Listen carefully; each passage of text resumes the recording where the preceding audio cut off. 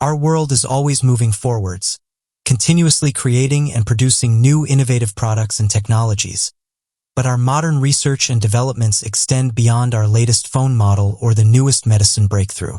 Some of the most fundamental research we carry out today focuses on unveiling past mysteries and rediscovering the lives of societies who shape the world as we know it.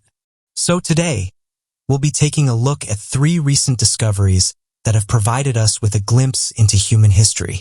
Croatian scientists find 30 new species in caves. Some of the weirdest forms of life exist in deep regions of water. Some of the craziest forms of life exist in dark, damp caves. So what happens when you find new species in underwater caves? The answer is some of the weirdest and craziest creatures discovered in modern history. Deep underwater in a Croatian cave, scientists made an amazing discovery of 30 unseen species of creatures. After spending over 2 years studying the deep waters of lake caves in the Croatian National Park of Dalmatia, the team were delighted to find such a rich and unique set of biodiversity hidden deep below the water's surface. Since the caves are deep below the water, very little light reaches the bottom. This lack of light has resulted in many of the creatures evolving a ghostly white and almost translucent in appearance. This particular cave is full of creepy crawlies. 4 types of beetles were also discovered, as well as a translucent snail. Spiders were even found to be part of the isolated ecosystem. Some of the new species also include an eyeless cave salamander that uses smell and touch to navigate around the cave systems rather than sight. This is another evolutionary development, as the species that live in these underwater have no use for eyes in an environment with little to no light. Croatian paleontologist Kazimir Mikulinic, who worked on the project, said the following about the discoveries. These are our rare animals, which are small and live underground. We found new species of Coleoptera, Diplora, and there are likely to be more new species which will be discovered in future. While the find is an amazing discovery for biological science, the scientists are hopeful that even more undiscovered species are active in the deep waters of Dalmatia and are continuing their search into the future. New species of human discovered in a cave in the Philippines. The history of the human species is as equally rich and complex as any other species on Earth. While we Homo sapiens ended up being the only surviving examples of humans, there are many other species of humans that have existed over millennia. In 2019, the rich human species grew just a little bit larger thanks to the discovery made by a team in the Philippines. Homo luzonensis, the small human species, was found from a small collection of bones, including 7 examples of teeth. The discovery is the 3rd of its kind on a Southeast Asian island to be host to a discovery towards the history of the human species. Armand Mears, an archaeologist from the University of the Philippines Diliman and leader of the Luzonensis project, said, "For a long time, the Philippine Islands have been more or less left out. This, however, has shown to be the wrong way of thinking, and the island nation could be host to much more than scientists initially believed." Yasuki Kifu, a paleoanthropologist at Tokyo's National Museum of Nature and Science, also said, "This discovery highlights the remarkable diversity of archaic hominins once present in Asia, in a way beyond my expectation. For a long time, Asia's role in the history of the human species was considered to be well understood. Paleoanthropologists knew that ancient human species traveled across the continent to areas, such as Indonesia, by using land bridges to the more isolated and remote islands we know today. However, some areas were considered to be too difficult to cross for humans with rudimentary tools and no form of sailing or water travel. Luzon, where the new discovery was made, is one of these remote locations, far away from the mainland of Asia. It has never been connected by land bridges, so the belief was that study in the region would be pointless, with teams never digging deeper than 2 meters in the hope of discovering human materials. Researchers in 2004 blew that idea out of the water with their famous Hobbit discovery, a short species of humans that lived on the Indonesian island of Flores up until 50,000 years ago. In later years, even more discoveries of human fragments were made.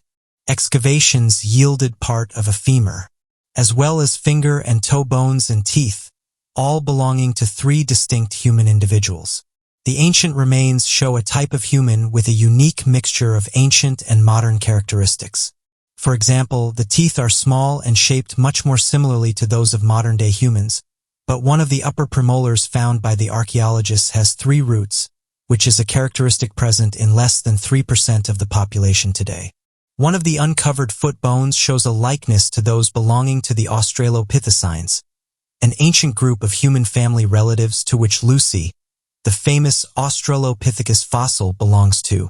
Paleoanthropologist Michael Petraglia from the Max Planck Institute for the Science of Human History states that an artifact found back in one of the 2010 discoveries illustrates that the species of human present in the Philippines were hunters and toolmakers.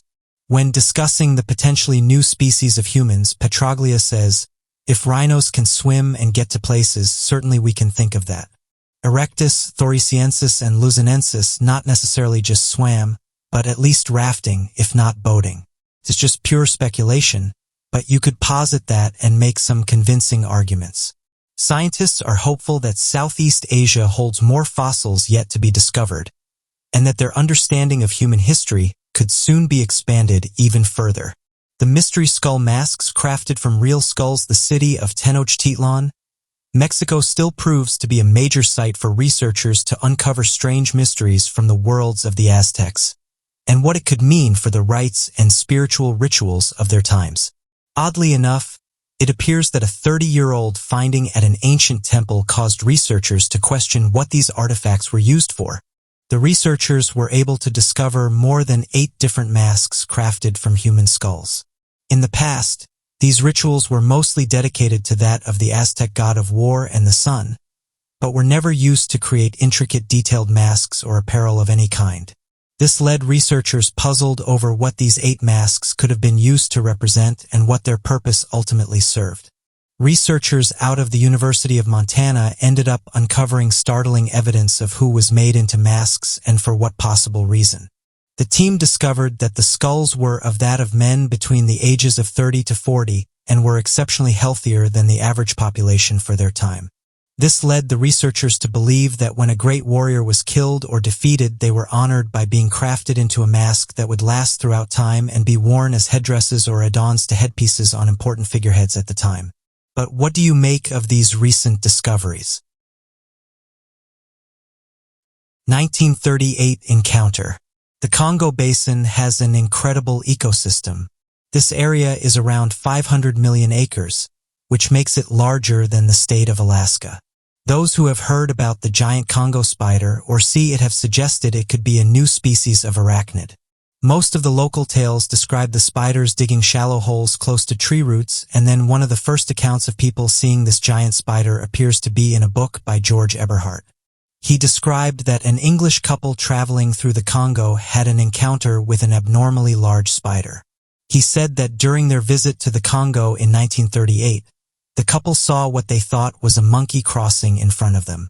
After going in for a closer look, however, they soon noticed they were laying eyes on a spider that had legs spanning 3 feet in length. The couple had no idea that spiders of such sizes could be found in this region. However, they soon discovered that their account would be swept under the carpet, and that they would never get an answer for what they saw on that day. Chicago's flying humanoid. Now you might be wondering what a humanoid actually is. A humanoid is a science fiction term given to things that appear human-like, such as lifelike robots and some paranormal phenomena.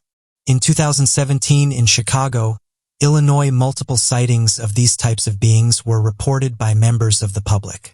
However, these humanoids were a little different to the robot-like figures people tend to think of humanoids as. These were flying humanoids, and in order to fly, they needed something that would make them fly, and this came in the form of bat wings. Chicago residents reported sightings of huge human bats leaping from buildings and performing dramatic aerial maneuvers, drawing gasps from crowds below. They were initially described by eyewitnesses as tall, feathered with wings and glowing red eyes. One journalist even described the creature as beautiful as they seemed to move in synchrony, dancing between buildings and flying with grace. But their appearance wasn't pleasant and actually quite chilling. Many of the humanoids were spotted around the east side of Chicago, near Lake Michigan, which itself is known for unexplained activity such as UFO sightings. At the time, humanoid researchers believed that it was likely that it was 3 different humanoids that people were seeing. Each of these humanoids was between 6 to 8 feet tall, with a jet black smooth wingspan of around 12 feet. Some even think that a few of these creatures may have been other paranormal beings, namely Lexus from Mexico. These are believed to be ancient Mexican witches that transform into owls or eagles, but would still be far too small to resemble the figures seen in Chicago. Humanoids have allegedly been spotted across the world for hundreds of years, but paranormal enthusiasts can't quite agree on what they actually are or do. One theory is that they are a type of time traveler, but this doesn't quite add up for the Chicago files. After all, why would they want to present themselves in such a bizarre figure? Robot-like, human-looking humanoids may fit the time travel theory a little better, but nobody is totally sure what the Chicago appearances could be attributed to. Other theories include the invasion of Earth by extraterrestrial beings, but for some reason this too seems a little far-fetched. Although witnessing humanoids is stigmatized as a bad omen or bad news, most people haven't experienced any adverse effects after seeing these creatures.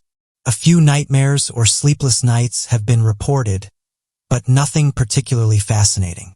No one really knows what humanoids are, especially these bat-like humanoids, but in all honesty, they do sound more like something out of a horror film than anything else. Some questions are meant to be left unanswered. USS Cyclops was the biggest ship in the U.S. Navy when it mysteriously disappeared without a trace. This massive ship was about 550 feet in length and it had a crew of 306 people. The ship started sailing in 1910 and initially it was used for commercial activities. Later it was used for transporting troops and cargo during the First World War. In March 1918, USS Cyclops was returning from Brazil when the unexpected happened. The ship mysteriously disappeared without any clue of where it went. The last message received from the USS Cyclops simply said, "Weather fair, all well." This means that the weather is good and everything is going well. Usually after a ship sinks into the ocean due to an accident or for any other reason, some debris from the ship usually keeps floating on the surface of water for days, and rescuers are able to identify the location of the ship's disappearance. Or sometimes people are even able to stay afloat using lifeboats and life jackets.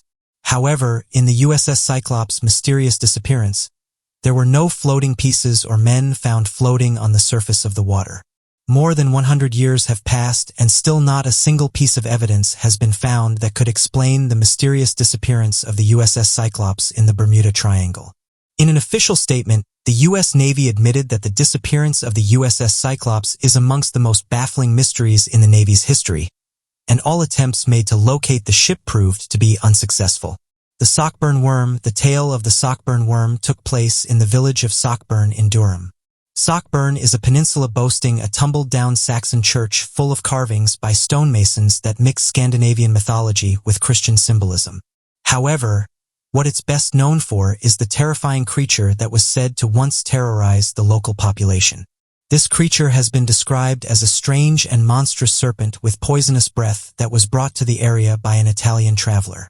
It was said to be responsible for devouring over 1,000 people and leaving Sockburn in chaos. The people of Sockburn were finally saved by John Conyers, who managed to slay the creature with his falchion.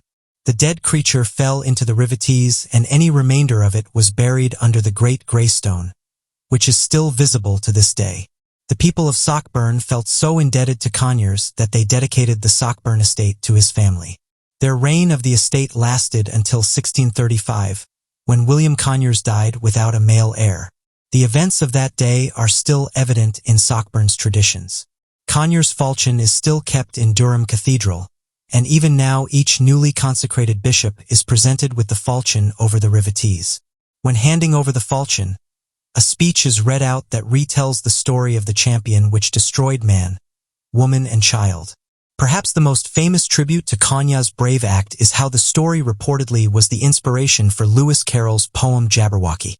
Dinganek. Throughout the late 19th and early 20th centuries, tales emerged of the Dinganek, a strange creature mostly seen within the African Congolese jungles found in the Democratic Republic of the Congo. Investigating these jungles has led us to the discoveries of new species, such as the okapi, a distant relative to the giraffe, or the bongo, an African forest antelope. But could there also be some more unusual, less easily explained animals hiding amongst the trees? The dingo neck, often referred to as a jungle walrus, has had very mixed descriptions of its physical appearance throughout years, after revealing itself for only a few minor glimpses. From first-hand accounts to people's personal opinion based upon drawings, this strange creature has been reported as being a peculiar mix of many animals: a jungle walrus, a scorpion mixed with a big cat, a pangolin combined with a saber-toothed tiger, a beast fish. The first report of the dingoneck occurred in 1907, spotted near Lake Victoria by big game hunter Alfred Jordan, alongside his accompanying hunting party. Perhaps our most detailed account of the dingoneck, however, has come from another big game hunter, Edgar Beecher Bronson, who has recounted his experience with the beast in his 1910 memoir, Enclosed Territory. Bronson described this cryptid as reaching 14 or 15 feet in length, having a head with markings resembling that of a leopard but the size of a lioness, having 2 white fangs, scales similar to an armadillo, a fin as a tail, and the width of a hippopotamus. This peculiar description of such a physically repellent creature is confusing to say the least. In 1913, an article was published by in the East Africa Natural History Society written by Charles William Hobley, which added similar descriptions to Bronson's.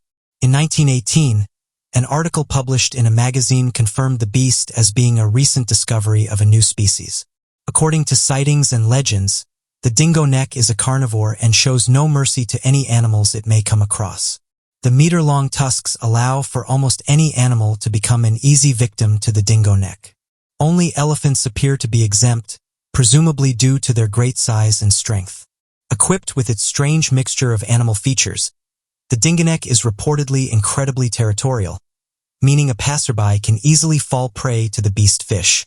This unusual creature is inarguably elusive, though with such mixed accounts and interpretations surrounding the physical aspects of this animal, how can we be sure we will ever find it? The search continues to determine the true nature of this supposedly hideous beast. A man on social media posted a mysterious photo. He said that a strange handprint appeared on his wall, and no matter how hard he tries, it doesn't come off. He also notes that there's a couple of partial handprints below it. The individual goes on to say that he's seen many unidentified flying objects throughout his life, and that he's even been in contact with these beings. He says that this handprint is definitely not human, and when he's tried to line his hand up with it, it doesn't match, saying that the fingers are almost 2 inches longer than that of a human's. Said the following: "This is a video of a handprint that was left on my bedroom wall back in February. It only appears under certain lighting conditions and it isn't a smudge. I can't wipe it away. I tried to demonstrate both qualities in this video. There are also a couple of partial prints in the lower left. The proportions of the hand are very narrow, but what really struck me is that the thumb is out of position. I can't align my thumb in the same position as the thumb in the print.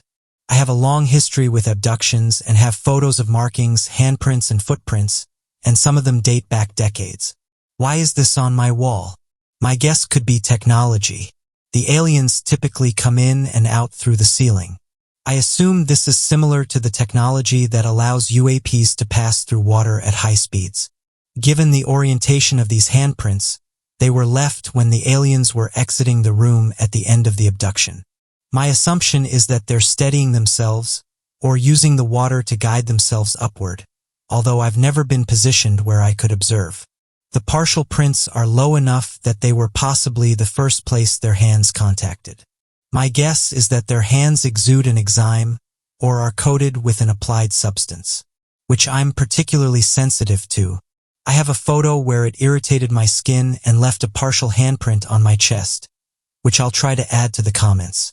My guess is that's why handprint only appears under certain light and can't be wiped away. Rather than dirt or something leaving a mark, the assumed enzyme interacted with the paint. I've been silent about my experiences, which date back to my early childhood. But with the growing acceptance of UAPs, it seemed like the time to begin to share. People in the comment section were interested in the handprint and asked various questions, to which the poster responded with the following. There were some excellent questions raised about the handprint video, some of which could be categorized as you or some other human could have made them. At first, I wasn't sure how to compare my handprint with the handprint that was left on the wall. Then I came up with the idea of using olive oil and a printer to make my own handprint. To get a clean print of my hand, I had to use exactly the right amount of olive oil and press on my right hand with my left, mostly around the pinky and the pinky side of the palm. If I didn't press, there were gaps left on the paper where my finger and palm didn't touch. Once that was accomplished, I put the photographs side by side and began comparing them. Apologies for the less than sharp photo of the handprint on the wall. The readability of the measuring tape should give you an indication as to the amount of blur. This is due entirely to the fact that the handprint disappears except in low light. If I use a supplemental light source, such as what I did when I was photographing my own handprint, or turn on the overhead light, the handprint on the wall disappears. I demonstrated this in the video. Once again, I'm not trying to convince anyone. I'm simply sharing it in the interest of disclosure. Observation 1. The handprints are of different sizes. The handprint on the wall is approximately 9.5 inches from the tip of the middle finger to the base of the palm. By comparison, my hand is approximately 7.25 inches from the tip of the middle finger to the base of the palm. If you use your own ruler to compare the size of your own hand, the handprint on the wall is unsettlingly large. Observation 2. The handprints are proportioned differently. The fingers of the handprints on the wall are at least 5 inches long, making up slightly more than 50% of the entire 9.5-inch handle. By comparison, the fingers of my handprint are approximately 3.25 inches, which is less than 50% of the entire 7.25-inch hand length. Observation 3. The handprints are shaped differently. The base of my palm is significantly wider when compared to the width of my fingers. By comparison, the base of the palm of the handprint and the wall is roughly the same width as the fingers. Observation 4. The handprints have different thumbs. The thumb of the handprint on the wall is parallel to the fingers. My thumb naturally arcs outward from my hand. Additionally, the thumb of the handprint on the wall overlaps the boundary line between fingers and palm. It's impossible for me to move my thumb into this position. Observation 5. Only one of the handprints appears to have knuckles. My fingers naturally deviate at each knuckle. There is no such deviation on the handprint on the wall. The fingers of the handprint on the wall appear to be uniform in width from tip to base. Observation 6. Different finger anatomy. Human fingers are never perfectly strained. The fingers of the handprint on the wall appear to be perfectly strained. Observation 7. Captured action. This is subtle, but if you compare the placement of the fingertips to the palm, especially the index and middle fingers, they are slightly angled towards the ceiling. This implies a downward pull on the hand once the fingers come into contact with the wall. Placing a handprint on the wall would be static, like my handprint on paper. The handprint on the wall seems to have been left in the middle of an action. What's really interesting, in my opinion, is the applied anatomy behind the handprint on the wall. For a human to put their thumb in the same position would require a completely different hand structure than what we have. The fingers are longer than a human's and are perfectly straight where ours are not. This difference would suggest differences in underlying anatomy as well. In closing, it's impossible for this to be my own hand. As you can see here, my hand is a smaller size and structured differently than the handprint on the wall. It's also highly unlikely this is another human's hand, for the reasons above. And as I've lived in the same place for almost 2 years, and this print wasn't on the wall prior to its discovery. A bit of background. I've been abducted multiple times since childhood. I've documented large portions of it. But this is the first time I've shared outside of a handful of trusted friends. That said, I appreciate the supportive response to the video and intend to share more in the days ahead. Once again, I'm sharing this comparison purely for purposes of disclosure, and you are invited to draw your own conclusions. So what do you guys make of this interesting video? The Hayuboshi forest has been a hotbed of mysterious reports, with the locals saying that stories have been shared for as long as they can remember. It's believed that the legends of the area can be traced back generations, since settlements first arose near the area and discovered the anonymous terror-inducing forest. Claims of vampire entities roaming through the trees, unexplainable lights in the sky that can hover and dance around, demonstrating a peculiar form of intelligence, mysterious sounds of disembodied screams and laughs escaping from the underbrush, and countless other claims that have been made over the years, spawning endless legends and reports of mysterious activity that is impossible to explain. Even more odd, however, is the clearing that many of the local residents' claims should be avoided. Located in the center of the forest is a circular area that opens up into a large clearing, where no vegetation seems to grow. Although skeptics will often dismiss the story, as aerial photos of the region show that there's no such clearing anyway throughout the Hayuboshi forest, local residents claim that the circular clearing is not visible from the sky and only becomes visible when a hiker has entered deep into the forest. The clearing is believed to be of supernatural origin and acts as a portal that leads travelers or other hikers to another dimension, which is often offered as an explanation by the locals as to why it appears to be hidden and becomes visible when entered by foot. Unfortunately, those who enter the clearing are believed to never return and become lost in a world completely different to our own. Although a clearing as described by the townsfolk has never been discovered, tourists who happen to hike through the area claim to report sudden feelings of intense anxiety and nausea that progressively gets worse as they travel closer towards the center of the forest. This forbidding sense of artificial terror and sudden illness manifests in nearly all of those who visit the forest, including tourists who are unaware of the legends and myths surrounding the region. Some hikers have claimed to have spotted mysterious lights hovering over the top of the forest, believing that to possibly be extraterrestrial or supernatural in nature. Extraterrestrial researchers believe that such sightings of unidentified flying objects and the sudden onset of anxiety attacks are evidence of an extraterrestrial origin, as countless witness reports all across the world claim that encounters with extraterrestrial crafts can cause sudden fits of paranoia and panic attacks to manifest from seemingly nowhere. Many often report that when a craft is nearby, whether they are aware of it or not, they will suddenly feel a terrible anxiety and panic overcome them, similar to that experienced in the forest of Hayuboshi. One such legend is credited with providing the forest with its name. According to the forest's history, a local shepherd by the name of Hayuboshi was traveling near the forest alongside 200 sheep, his entire flock of livestock, when he suddenly disappeared along with his 200 sheep.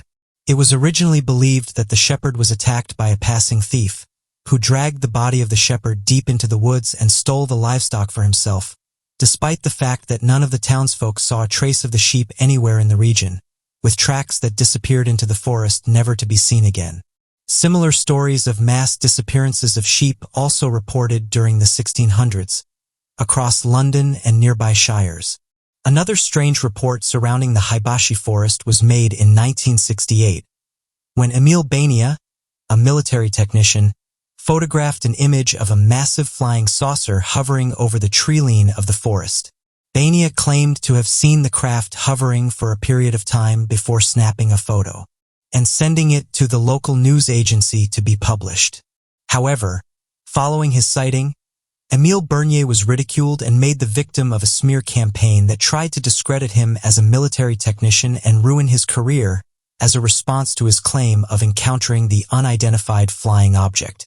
Although many skeptics today continue to doubt the authenticity of the event, another researcher by the name of Alexandru Sivd would also take several images of unidentified flying objects hovering over the forest through the 1960s, with many of the photos predating Emile's encounter in 1968.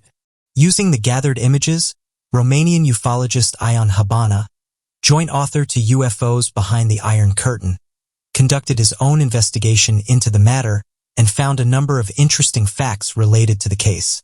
After meeting Emile Bernier twice, once in 1968, immediately after his publication of the images, and then again in 1970 when doing a follow-up investigation, Ion Habana claimed that Emile knew nothing about flying saucers unidentified flying objects, extraterrestrial encounters, or alien reports, showing no interest whatsoever in the topic. Ian Habana believed that Mr. Emile Barnier merely reported the UFO to the local news under the belief that the craft was possibly invasive or clandestine in its construction, and not that it had any relation whatsoever to extraterrestrials. Though many skeptics continue to believe that Emile was merely hoaxing the event, it's important to note that books on ufology or similar topics were not made available for sale or printing in Romania during the 1960s. Ian Habana also noted that the hoax explanation was completely outlandish, stating that at the time in Romania, there was no possibility of sending documents of any kind to local news agencies, and their publication implied no financial benefit to the author, so it would have been impossible for the photographer to hoax the images for financial profit. Ian Habana would later reach out to photographic analysis Belgian G. Delconte to conduct an independent investigation on the image, saying the following: "The analysis of Belgian G. Delcorbes is in this respect extremely interesting and instructive, not only by its conclusions, but also by the seriousness and the precision which characterizes it." Unfortunately, Delcorbes examined only the first two photographs. He noticed that in picture number 2, the UFO could not be at 85 degrees above the horizon, as stated by Benia, but at around 30 degrees only. In the number 1 photograph, it's 20 degrees above the horizon, and the calculable diameter is 22.3 meters, which was obtained by calculations and comparisons with the trees and the solid masses. It left the assumption that the machine on photograph number 2 was within 600 meters of the photographer. It's obviously possible since other calculations gave a value ranging between 300 and 480 meters for the altitude. End quote. So what do you make of these mysterious stories? On the fateful night of April 15th, one ship was launched into worldwide fame for all the wrong reasons. Known as the Titanic, this unsinkable ship was going on its first luxury maiden voyage across the Atlantic Ocean, carrying over 2,200 passengers and crew. The hull was known as the largest movable man-made structure in the entire world, and over 100,000 people gathered to watch it set sail.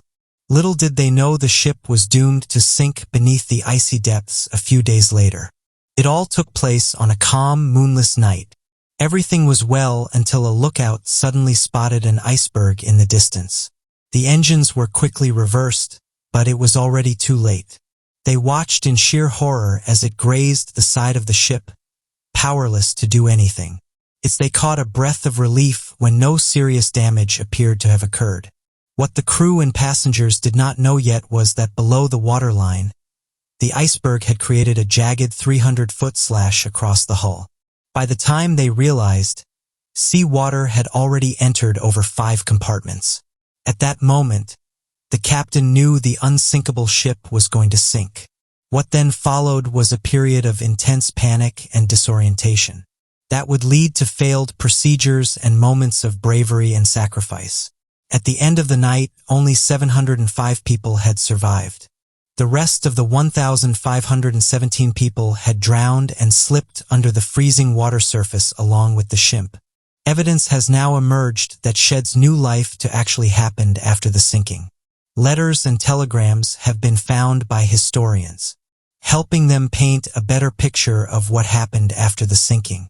One of these shows that a captain of a rescue ship wanted to help and pick up as many people as possible. The captain's ship was too small though, and so he was faced with a difficult decision.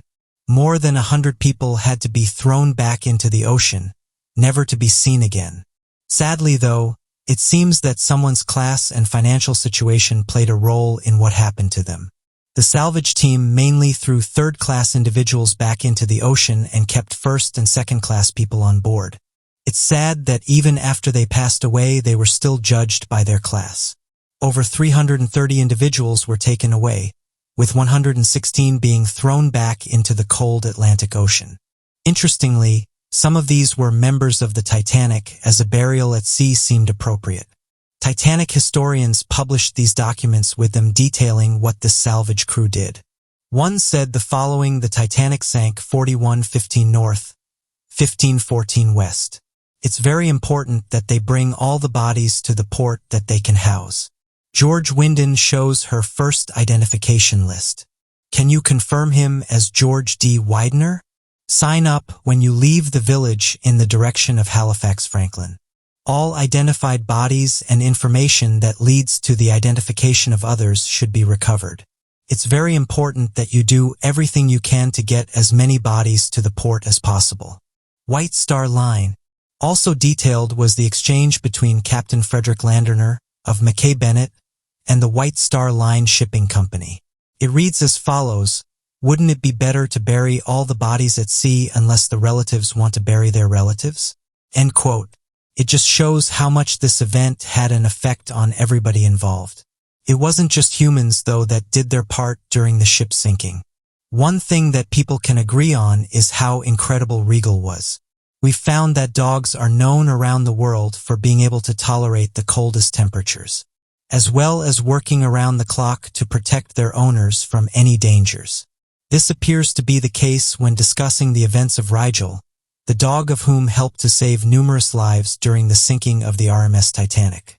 Rigel was the dog owned by the captain of the Titanic, of whom was believed to have perished early on in the sinking of the ship. His dog, however, continued on with his duties. After the survivors were on board the lifeboats and the ship had sunk pretty deep, Rigel the dog jumped off the stubble boat and landed in the frigid, icy waters. Many of those in lifeboats remember seeing Rigel swimming around, almost as if completely unaffected by the temperature. He would doggy paddle his way onto the floating debris or beside lifeboats, where he could get a moment's rest. After a while of waiting for search and rescue, it appeared that the lifeboat number 4 was far away from the search efforts of the crew near the area. As the Carpathia ship came into the region, the crew of which would come across the majority of the survivors, it appeared that lifeboat 4 had begun to drift under the bows of the ship and was at risk of being run down. Although the survivors of the lifeboat did not understand the danger they were in, it appeared that Rigel was well aware.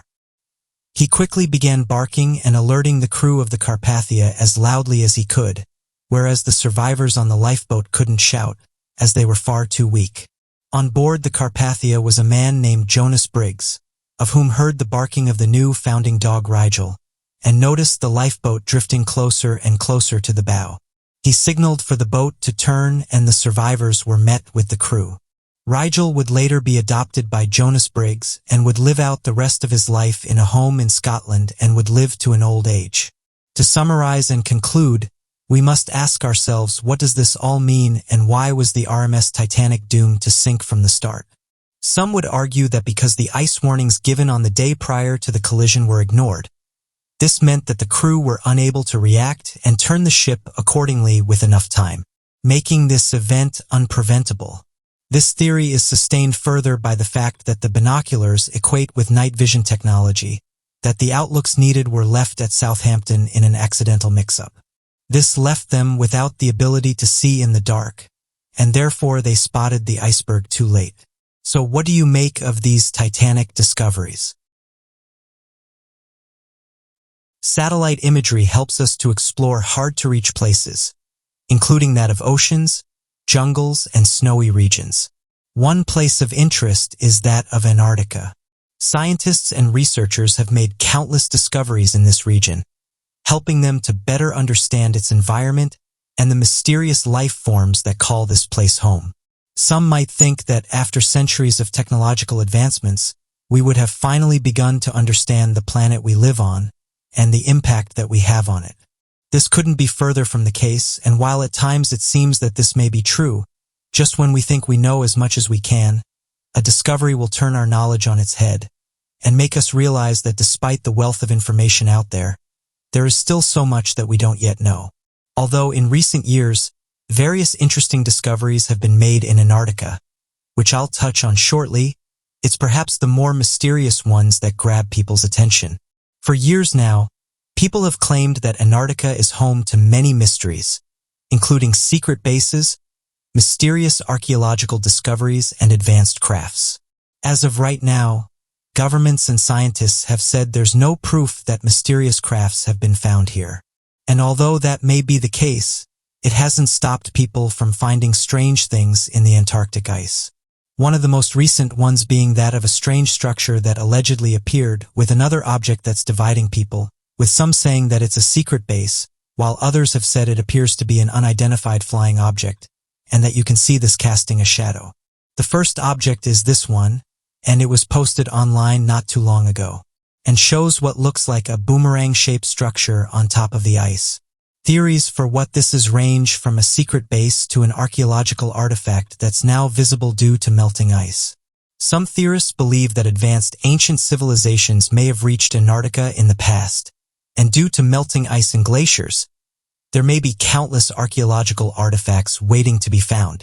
They point to these strange-looking structures as evidence of this theory, and even began to say that some of these areas that show these mysterious artifacts sometimes get blacked out, proving that they don't want people knowing about these discoveries. The reason why some people don't think these are normal research bases is because they suddenly show up, and that before this there was no sign of them. As with most of these discoveries, though, we have limited information and photographs to go by, so what these depict is up for debate. Another discovery that caused various ideas to be put forward is this one. Someone posted this video online showing what looks like either a small building or a flying craft, saying that they couldn't explain what it was, and wondered if anyone had seen anything similar. As mentioned earlier, theories for what this thing is range from a small research station to an unidentified flying object. Person commented on the video saying the following: "Why would a tiny research base be in the middle of Antarctica like this? Could it be a weather station?" Well, another person said the following: "I know that some people are saying that it looks like a building, but to me both of the objects appear to be hovering, as you can see both of them casting a shadow on the ground. I'm not saying that these are unidentified flying objects. It does look like they're flying. I've seen similar looking structures in Antarctica and no one seems to know where these things come from. Same as the other structure, people can't agree on what this thing is, leaving some to believe that perhaps there are secret bases or objects in Antarctica that we're not being told about." Scientists recently announced that they carried out tests on a subglacial lake and found them to be teeming with life. Antarctica is known for being a place where life does not flourish. Although creatures such as penguins, seals, and krill do inhabit the icy continent, most of these species do not live there all year round and migrate elsewhere to escape the brutal winter. When researchers visit, the conditions are so extreme that they must take intense precautions to prevent hypothermia. The last thing that any of these researchers expected to find was an area actually teeming with life, but that's exactly what they stumbled upon. Under an ice sheet around 3,500 feet deep lies a lake around 50 feet deep. Researchers interested in studying this lake used drills and hot water to break through the layer of ice, and they took 15 gallons of water samples and a sediment core over 15 feet long from the dark waters below. What these samples revealed surprised the researchers. Study and analysis determined that the subglacial lake was teeming with bacterial life, and the samples contained an average of 10,000 bacterial cells per milliliter. Although this number may seem paltry in comparison to 1 million bacterial cells per milliliter in samples taken from the ocean, for a totally sunless underground lake the numbers are astonishing. The fact that there is such a relative abundance of organic matter means that the lake could very likely be supporting other, more complex life forms, which the research expedition will likely begin to search for. A nearby subglacial lake also revealed high levels of bacteria during an expedition in 2013, which further validates these more recent findings, and leads researchers to theorize that these lakes were at one point connected to the larger oceans. This would have been thousands of years ago, and thus have remnants of carbon deposits from early photosynthesizing organisms that allow the modern-day bacteria to survive. The discovery of such a surprising abundance of life forms is important to researchers. The first is that it gives hope and guidance to the search for extraterrestrial life forms, especially on Mars, which has evidence of dried-up underground saltwater lakes, not unlike the ones uncovered in the Antarctic. The second benefit of this discovery for researchers is that it provides important information about the history of Antarctica and what the now hostile place might have looked like thousands of years ago. So what do you make of these recent discoveries? From unearthed mummies and dark tombs to giant sharp-toothed fishes and dinosaurs, archaeologists and researchers are constantly making new discoveries. So today we'll be taking a look at 3 recent discoveries. Ancient Egyptian mummy 7 months pregnant. What comes to mind when you think of ancient Egypt? Perhaps the unthinkable feat of human architecture known as the pyramids, the mysterious traps and tombs beneath the surface, or what about the scorching hot Egyptian summers that make the deserts in the distance hazy? Needless to say, there is plenty about ancient Egypt that is full of potential to explore. That is precisely what researchers and tomb robbers alike have been doing for hundreds of years. Where the former's motivations lie in curiosity, the latter's lie in millions of dollars worth of riches that adorn the mummified bodies of the royals. However, no matter who dares to venture beneath and disturb those at rest, it is said that an unbreakable curse falls upon them. Luckily, there will be no curse that falls upon you today as we explore one of the most fascinating recent discoveries surrounding the mummy that was uncovered, that they had discovered a male priest. Instead, they realized with shock that it was not only a woman, but actually a pregnant woman of 7 months. The X-ray and computer tests that were run revealed the small feet and hands of a fetus within the woman's body, making the woman the first and only known case of her kind. Though she was pregnant, her body had been preserved for far longer. She dates back to the 1st century BC, near Upper Egypt in royal tombs of Thebes. Yet how exactly did the researchers make such a categorical blunder in the first place? Perhaps the answer lay within her coffin, which had an inscription that noted it contained a male priest by the name of Hor Jehudi. Because it was common for bodies to not exactly match their coffins, perhaps her body had been there by mistake due to some mix-up on part of some grave robbers. The researchers were surprised to find that it had female physical features. The fetus confirmed that she had been pregnant and at the young age of between 20 to 30. Though it was a complete mystery as to how exactly she died, the mummification process was intricate and carefully done. The body was laid in layers of fabric, and because of her supposed high social status, she was buried with several amulets and other items. It opens up the doors to new research on the practices of how embalming has occurred for pregnant women. Just as more and more tombs are being uncovered every day, new light is shining upon age-old mysteries. 110 tombs discovered on Nile Delta. If you know anything about Egypt, you might also have heard about the River Nile, which is the longest river in the world at a whopping 6,695 kilometers. Because it historically has flooded during the full time, it brought plenty of nutrients to the surrounding soil. This created perfect conditions for the ancient Egyptians to grow crops and thrive. Even today, the river remains a crucial source of life for people. In fact, more than 95% of the country's population needs it to survive. Because of how important the river was to the Egyptians spanning thousands of years back, it may come to no surprise that many burial practices took place along the Nile Delta.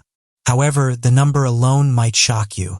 Just recently, excavations have uncovered over 110 tombs near the delta that span over 3 eras of ancient history, including the pre-dynastic period, the Naqada III culture, and the intermediate era between the Middle and New Kingdoms.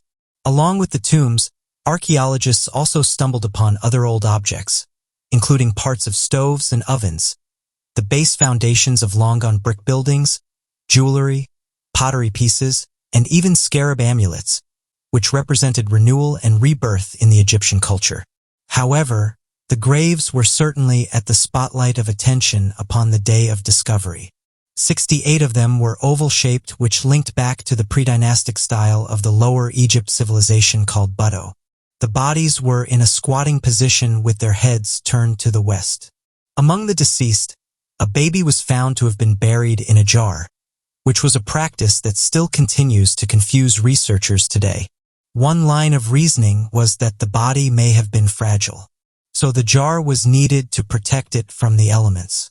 Another interpretation relied on the idea that a jar was almost similar to that of a womb, so it could be symbolically reasoned that the baby was returning back to Mother Earth. Next were the Naqada graves, numbered to only 5 in total. Similar to the Butto's ones, they were also oval-shaped pits that were carved into the sand. Some even had extra layers of clay to bolster the surrounding sides.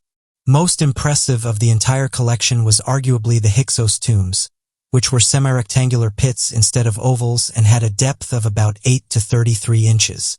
Instead of the bodies resting in a squatted position, they were extended instead, with their heads pointing westwards as well. Another shard was found, but this time in a clay sarcophagus instead of a jar. These graves also contained other fancy artifacts, including silver rings, funerary vessels, and even a special seal that contained a hieroglyphic inscription. No doubt that discoveries such as this one are perfect for enticing tourism back to Egypt. But perhaps most important of all is the new discovery's imminent legacy to the ever-continuing mystery and beauty of this magnificent civilization throughout history. Jurassic-era super piranhas terrorized the seas. Ever get scared of the ocean or want to hide beneath your bed covers by even the slightest mention of what might lurk beneath the water's surface? Then you might just have a condition called thalassophobia. In other words, that means you have a fright of the ocean and what is within it. Here's to hoping that you never have to encounter a shark, much less a piranha.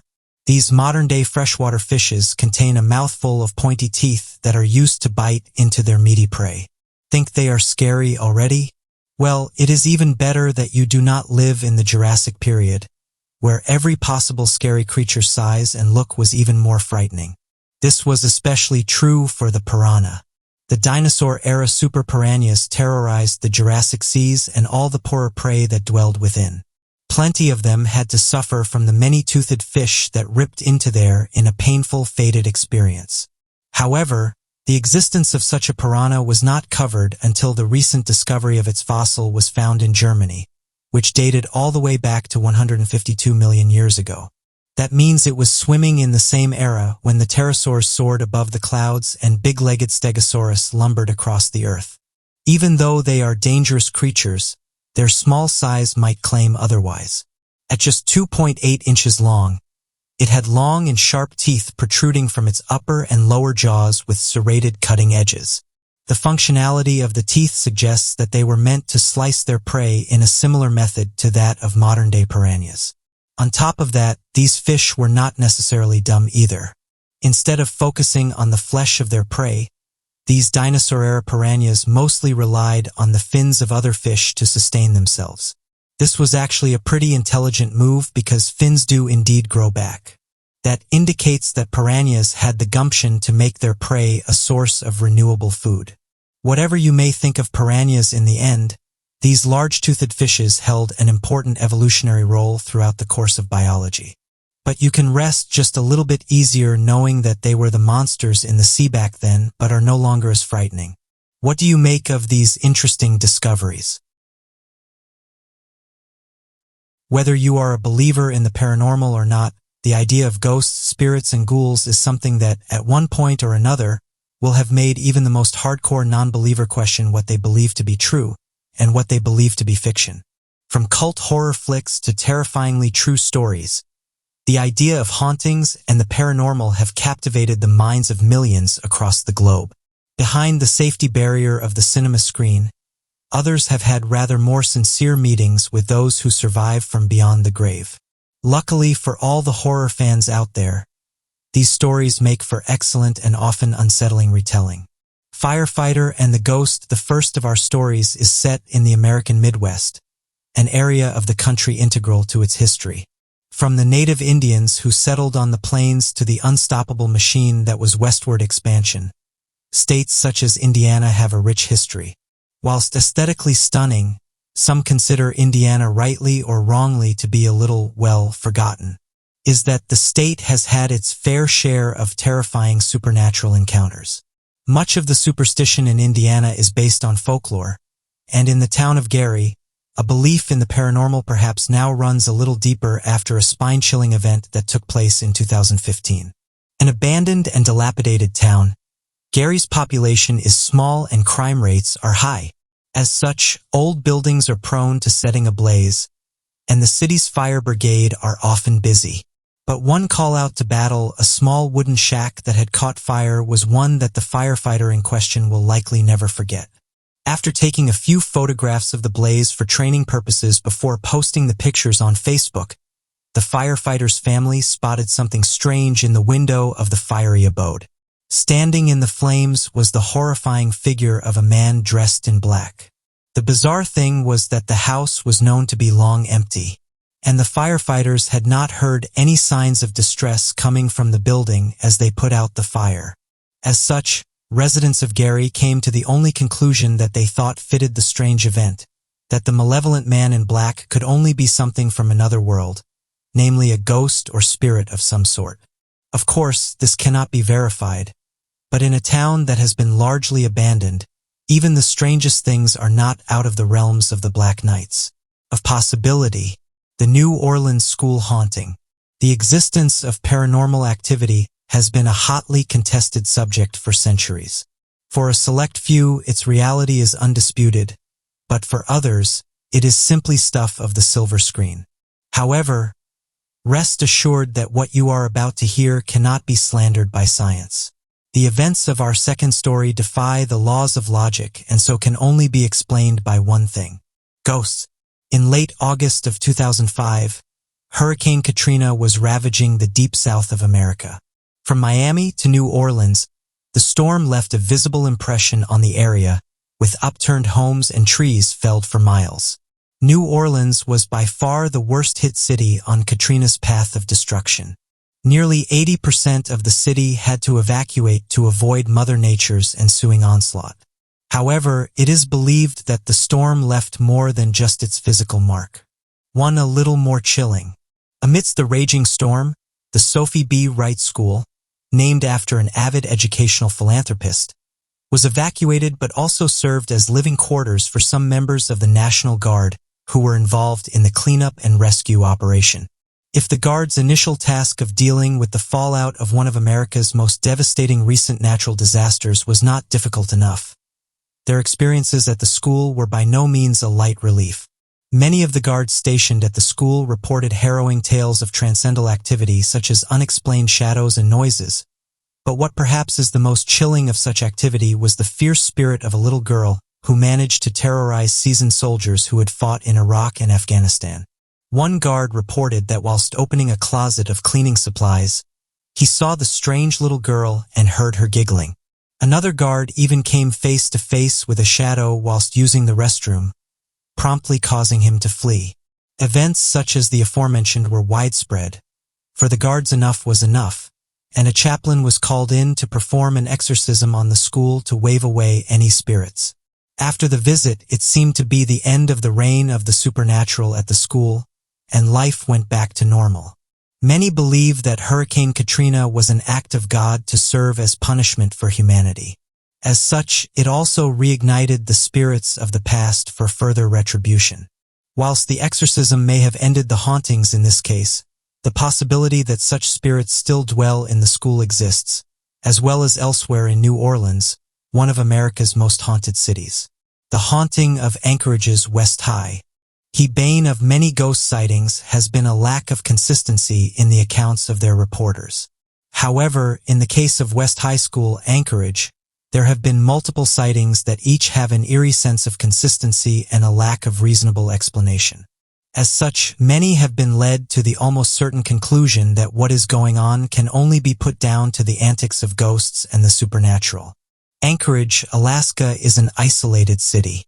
West High School, a stone's throw away from the stunning Westchester Lagoon, which also happens to double as an ice rink during the winter months, has become known for a series of odd events that have left students and staff shaken. One of the main perpetrators of the frequent hauntings is known as the Lady in White. Whilst her appearance is self-explanatory, opting for a collection of frail white garments, what is not so easily explained is her behavior and motives. The Lady in White seems to have an affinity for the areas surrounding the theater and auditorium, as most sightings have occurred there, although she is prone to the occasional excursion to a neglected basement or closet. Many have cited her patrolling the corridors, creeping around backstage, and some claim that she likes to sit in the auditorium as if she were waiting for a show to begin.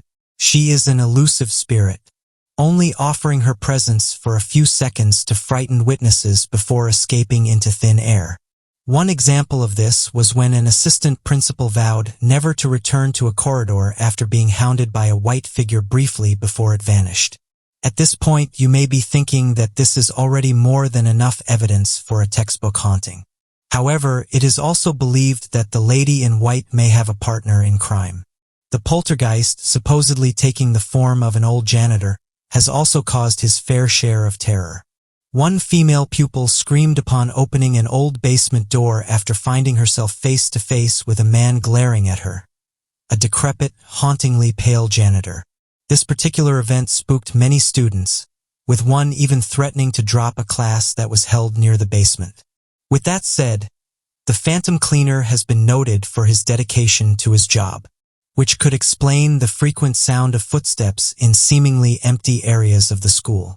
Encounters with the janitor and the lady in white have certainly caused some scares over the years, and their existence is hard to dispute, as the descriptions of these apparitions have been so similar. Even though it may be off-putting to attend a haunted school, you cannot deny that these ghosts, helpful or not, certainly do add some character and mystique to an environment that so many people will have frequented over the years. The paranormal is often a difficult subject to approach, but for those who believe they have had direct contact with the spirit world, a belief in the supernatural is something that becomes all the more personal. Whatever lurks in the darker corners of the world is up for debate. But one thing is for sure, our fascination with ghosts does not seem to be letting up. But what do you make of these haunted stories, and what do you believe? Our world is rife with mysteries and enigmas. Through the years, a myriad of wondrous events have occurred and thousands of amazing discoveries have been made.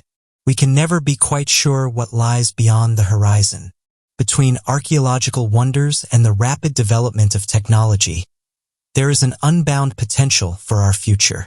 So today we'll be taking a look at 3 recent discoveries. Russian Defense Minister announces plan to resurrect a 3,000-year-old Scythian army through cloning. Science fiction has been a popular genre of novels and movies for decades. But as they say, reality is stranger than fiction. You would expect that cloning a 3 millennia-old Scythian army would be something taken straight from the pages of a science fiction comic or an unusual episode of Black Mirror, but a Russian defense minister argues it is possible. Around 20 years ago, an archaeological marvel was uncovered in Siberia, Russia. Researchers and archaeologists found, buried deep within the earth and graven of the Tuva Republic, the skeletal remains of over 3,000-year-old warriors of Scythian descent with the bones of their mighty steeds. One could argue that these warriors had already done their part for humanity and deserved to peacefully lay in the afterlife. But Sergei Shoigu, a Russian defense minister, begs to differ. Sergei Shoigu has publicly announced his desire to take the remains of these surely great warriors from centuries past and clone them into a brand new military unit. Shoigu is a native of the Republic of Tuva and believes strongly in the possibility of raising a modern Scythian army to fight and defend Russia and all her territories. He revealed these unique intentions in an online meeting with the Russian Geographical Society. Alongside being a powerful member of the Russian Defense Committee of the government, he is also allegedly close with Russia's President Vladimir Putin, and the two are supposed allies when it comes to governmental matters. As a result, there is a strong likelihood that Shoigu's ambitions will be funded, or at least carefully considered before being cast aside. The Siberian permafrost allows for the preservation of DNA, which would make obtaining the Scythian should they be able to find a chunk of surviving organic matter. For spiritual reasons, when the excavations of the Scythian warriors are planned, Shoigu has demanded that local shamans attend the excavations to appease the restless spirits of the Scythians and to try and gain their spiritual permission to clone them from the afterlife. It is believed by both Sergei Shoigu and many local people of the Tuva that otherwise the spirits of the warriors will be angered and rain terror on the living. Shoigu would be able to create an army of the living dead. However, some argue that the wild claims are not meant in true sincerity, but to play their role as a distraction that Russia recently sent out 100,000 of their soldiers to Ukraine's borders. When asked about how the excavations are going, Shoigu responded with, "We have conducted several expeditions there already. It is a big international expedition. Shoigu has also made various references to the infamous case of Donnie the sheep as proof that cloning is within the realm of possibility. There is no way of knowing how sincere the Russian ambitions are, or if they are actually planning on resurrecting this classical army from their buried tombs, but there does seem to be reports of legitimate research being conducted related to the science of cloning and archaeological diggings. American Airlines reports UFO while flying over New Mexico. Tall claims of UFO sightings are nothing new, especially across the American continent. For decades, there have been alleged alien sightings and die-hard believers in extraterrestrial visitors coming to Earth. Recently, an American Airlines pilot has been recorded declaring that they spotted a UFO during a Sunday flight over New Mexico from Cincinnati to Phoenix, Arizona. The infamous Roswell incident also occurred around the New Mexico area, which leaves further room for debate and speculation over whether the area is a hotspot for UFO and extraterrestrial activity. Records show that the pilot of American Airlines Flight 2292 contacted the Federal Aviation Administration traffic controllers to ask them whether or not they had any targets up here. He explains he vividly witnessed something flying right over the plane. He said, "I hate to admit this, but it looked like a long cylindrical object that almost looked like a cruise missile type of thing moving really fast right over the top of us. By all definitions, this classifies as a UFO, an identified flying object." Of course, it is important to note that a UFO does not necessarily link to alien life forms, despite the vehement association between the two. For all intents and purposes, a UFO can also be a man-made weaponized plane, missile, or military object from another country potentially used for the purposes of spying. A man by the name of Steve Douglas recorded the transmission between pilot and traffic controllers, and it has since been confirmed as a genuine recorded transmission by American Airlines themselves, with them stating, "Following a debrief with our flight crew and additional information received, we can confirm this radio transmission was from American Airlines Flight 2292 on February 21st. The FBI has also been involved," stating that they are aware of the reported incident. While FBI policy is to neither confirm nor deny investigations, the FBI works continuously with federal, state, local, and tribal partners to share intelligence and protect the public. This official response has caused suspicion in conspiracy and alien-believing circles online. Steve Douglas is an aircraft enthusiast and has written a book about military aircraft called The Comprehensive Guide to Military Monitoring. Douglas claims that through his research there was no sign of any possible man-made military vessel in the skies that day, and that if there had been, its presence would have been noted on the automatic dependent surveillance broadcast log. Lally Laxbergs, one of the spokespeople for the Kirkland Air Force Base, has spoken up about the alleged UFO sightings, denying all and any knowledge of such an occurrence, stating with vehement certainty that no such thing happened. Alas, many alien and UFO believers are convinced that the claims are genuine, and they see New Mexico as a staple of UFO happenings ever since Roswell. Online, many UFO enthusiasts have taken the time to state their views of it being covered up by the FBI and air bases. Douglas especially is not convinced. He even claims to have discussed the occurrence with an ex-member of the military air program who explained that in order for the pilot to have seen any object like the kind he described, it would have needed to be practically heading straight at him. The question posed by Steve Douglas was simple. If the military can't explain what it is, what's flying out there that we don't know about? Stone circle dating to the Bronze Age found hidden in the British Forest of Dean. The Forest of Dean is probably one of the most known woodlands in Britain. It lies in the midst of Gloucestershire in the southwest of England. It is a wild and deep woodland, and in that wilderness a Bronze Age monument has been found with the use of an air laser scan called LiDAR. The monument is known as a rincan and is roughly 4,000 years old. The rincan is a circular bank adorned with limestone stones and is 80 foot in diameter and 16 feet wide.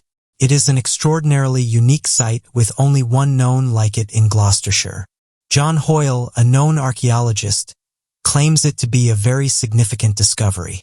Hoyle initially believed the laser scan's data revealed a 1940s weapon emplacement, but after they realized the secret site near the village of Tiddenham was older than they first considered, it became clear they were dealing with something ancient, Hoyle commented, "It was very exciting.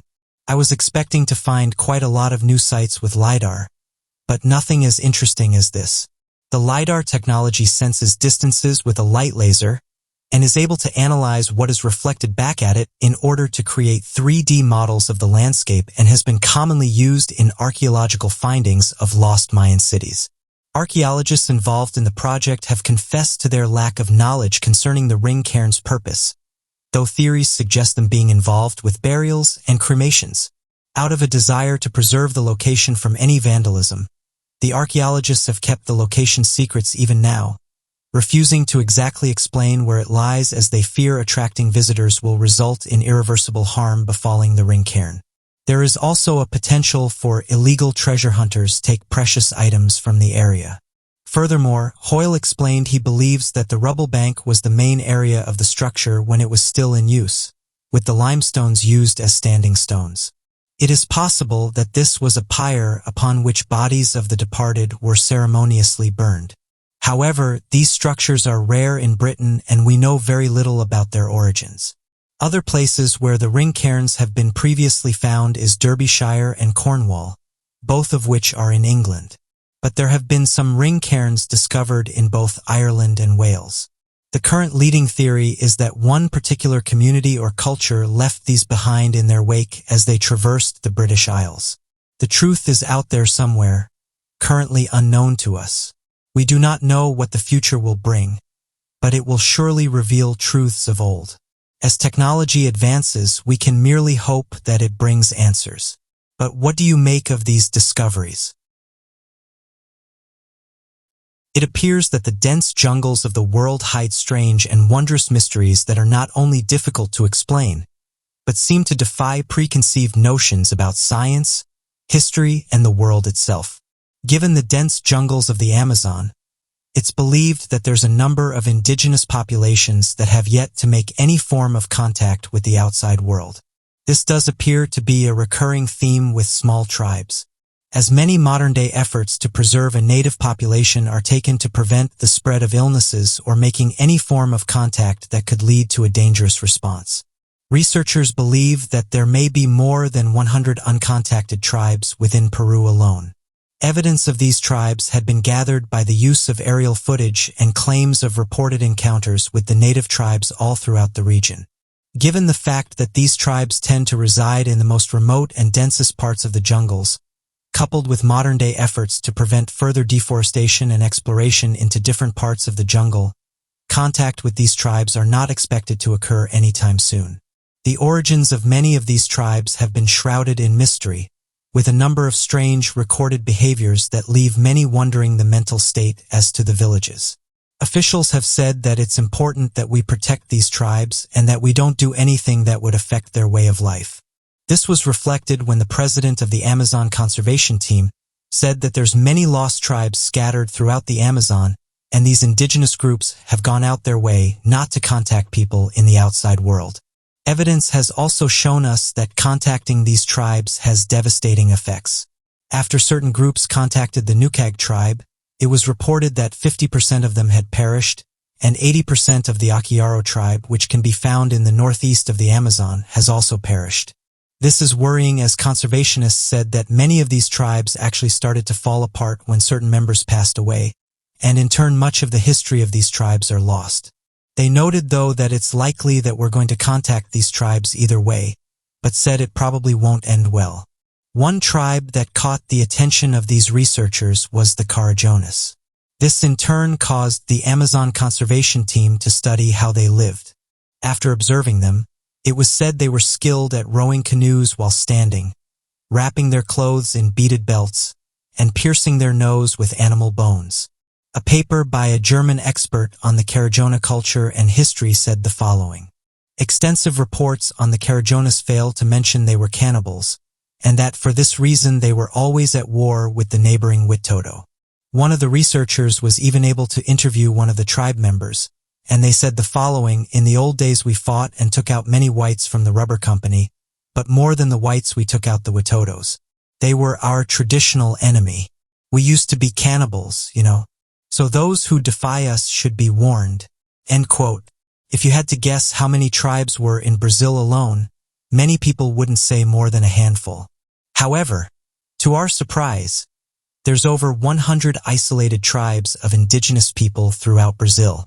Many of them are concentrated in one area, the Javari Valley. This valley is vast, and drones have only recently spotted some tribes and their members.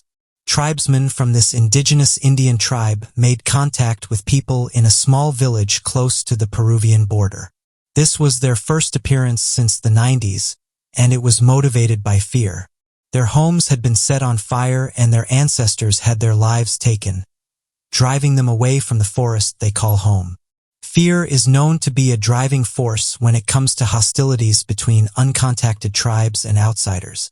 Even when these tribes want to make contact, they struggle with facing their fear of others and the unknowns that come with branching out. When comparing the uncontacted tribes in Brazil to the Sentinelese tribe, it's easy to see how the Sentinelese haven't dealt with much disturbance over the years. They've taken advantage of living on an island where they are completely cut off from the outside world. Whereas the Brazilian tribes are still on the mainland where they face the threat of outsiders. However, the Sentinelese people are probably even more fearful than other groups because they have remained in less contact than the other tribes. Peru is also home to isolated tribes. Whilst there may not be as many as there are in Brazil, there's still around 15 tribes that remain uncontacted. After 100 years of living in complete isolation, they've been seen outside Manu National Park on several occasions and have interacted with villagers and tourists. Despite their friendly nature and peaceful interactions, more recently they've been known to take out people using bow and arrows. Although the forested area they occupy is remote, more than 70% of the Amazon in Peru has been taken over by oil companies. Therefore, oil workers and illegal loggers are opening up previously secluded areas to intruders. Their low immunity to disease is another threat they constantly face. Information about these tribes, their lifestyle, and the way they live are completely unknown. Rainy season equates to high water levels, resulting in the tribes setting up shelter deep in the forest. During the dry season, they camp near beaches where they can fish. In our current climate, it's frightening to think about the challenges these tribes face, and the fear they face with people coming onto their turf. After exploring the mysterious and unknown lives of those who remain out of distance from society, many questions arise. Will they ever attempt to contact the outside world? Will they cease to exist with deforestation? Or will they simply carry on as they have done all these years? At this point, it's too difficult to say, and the answers remain a mystery. The loose tribes now would be unfortunate due to the lack of information we know about them. All we can do now is wait, and hope that someday these uncontacted tribes will welcome us, allowing for a better understanding of their way of life. So what do you make of these discoveries? The world is full of billions upon billions of unique individuals. Some are rather average, some are damn right evil, and still others stand out from the masses through their heroic actions or hearts of gold. A hero can take many forms, but a true hero is usually an ordinary person who is deeply committed to doing good and helping others. So today, we will be looking at 3 stories of ordinary people who distinguish themselves through their heroism. Dobry Dmitrov Dobrev donated all the money he collected to charities, orphanages, churches, and monasteries. Dobry Dmitrov Dobrev was born into a rural Bulgarian village in 1915 and was raised by his mother after his father passed away serving in the First World War. Upon reaching adulthood, he married and had 4 children with his wife. During the 1940s, a bomb landed near him and caused him to become almost totally deaf. Although during his life he was greatly spiritual and spent much of his time talking to others about his faith, it was not until his later adulthood that he became heavily devoted to his Orthodox faith and eventually pledged his entire being to his spirituality and serving his God in the Orthodox Church. After the passing of his wife, around the turn of the century, he decided to dedicate even his daily activities to the church and donated all of his possessions to serving faithfully. Essentially becoming a beggar by choice, He lived in a small room off the St. Cyril and Methodist Church in his rural village of Belova, Bulgaria, which was furnished with only a bed and a table. Each day he would awake at sunrise and don a threadbare jacket and worn sandals, grab a small wooden box for collecting donations, and would walk 6 miles to the nearby Sophia's. Once there, he would stand, hunched with age, on the steps for hours throughout the day, collecting donations for the cathedral and other nearby churches and monasteries. Although he was devoted to collecting these alms for the churches, he also became known for his kind heart and willingness to strike up a conversation about his faith with anyone who stopped by, whether they were able to give to him financially or not. He became a fixture in the town, his stooped figure as much a feature of the cathedral as its golden dome, and for 25 years every single coin that he collected was donated back to the church or to neighboring monasteries, himself living only off a government pension of €80 a month, or about $96. Eventually his donations became so large that in 2009 he became the Alexander Nevsky Cathedral's largest private donor, not including the considerable amounts that went to neighboring churches. The largest impact of his actions was made by his mere presence and what he came to symbolize for the people of Bulgaria, a country fraught with deep poverty and corruption. Although he never sought to make a name for himself, consciously attempting to live a simple life away from the public eye, locals dubbed him a living saint and referred to him as Grandpa Dobry. He became a beacon of hope and a symbol for his countrymen that there was still goodness left in the world, and unknowingly developed a following of several thousands through Facebook pages set up by his fans. Street artists painted murals of him, and the media closely followed his donations, good deeds, and kind heart. Locals stated that they never saw Dobry begging for money and that people donated because of the respect and love that he showed them. He made the 25 kilometers commute into the town every day, even as he passed his 100th birthday. He died in February 2018 at 103 years old, leaving a legacy of love and true heroism behind. James Harrison, the man with the golden arm. James Harrison is an Australian man known as the man with the golden arm, but his arm is made of flesh and blood rather than shining metal. In fact, he was given this nickname because of his heroic service of hundreds of blood donations that have saved millions of babies due to his unique blood plasma composition. It all began when Harrison was 14 and had major surgery in which blood donations saved. Grateful for the sacrifice made by this unknown person, he vowed to make his own donations as soon as he reached the 18-year-old age limit. After his first few donations in 1954, they discovered that his blood plasma had an unusually high number of antibodies for the DRH group antigen. The RH group is a system of proteins on the surface of red blood cells and is responsible for the development of the condition known as HDN, or hemolytic disease of the newborn, where RhD-negative mothers develop an immune response against their RhD-positive babies, which can result in a deadly form of anemia known as rhesus disease. Harrison's blood plasma antibodies were used to administer to babies and mothers and directly prevented thousands of deaths due to HDN. Research was also performed on the plasma to develop an artificially produced anti-D immune globulin known as ROGM that has currently saved over 2.4 million babies, and continued studies hope to develop a synthetic antibody identical to those produced in Harrison's blood in a project called James in a Jar.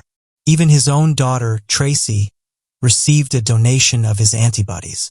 Before the discovery of the vital antibody in his plasma, rhesus disease was responsible for the deaths of thousands of babies every year, and those who did survive were born with extensive brain damage. Harrison donated an average of once every 3 weeks from the time he began in 1954 until his 81st birthday in 2018, as Australian law requires blood donors to be younger than 81. His lifetime donations totaled 1,173, and he received the Medal of the Order of Australia in 1999 for his service. He currently holds the record for the largest amount of lifetime. That it is the only record that I hope is broken, because if they do, they have donated 1,000 donations. He is now 84 years old, and although he is no longer eligible to make donations, has remained a staunch advocate for the importance of continued blood donations by those who can. Harrison's selflessness has saved millions of lives, and the impact and knowledge from his donated plasma research will continue to save lives for years, and despite his insistence that he is just an ordinary. Tilly Smith predicted tsunami. Not every hero is someone performing elaborate and extensive good deeds, and not every hero is even an adult. Tilly Smith was only 10 years old when she earned the title of heroine by saving the lives of around 100 people. Tilly was a student at Danes Hill School in Oxshott, Surrey, where her geography teacher Andrew Kearney had been teaching his students about natural disasters such as tsunamis. He showed the class a video of a tsunami in Hawaii that occurred in 1946 and the bubbling, frothy sea and receding waterline that left an impression on Tilly Smith. 2 weeks later, she was vacationing with her family on the beach in Phuket, Thailand, when she noticed similar signs of frothy water on this beach.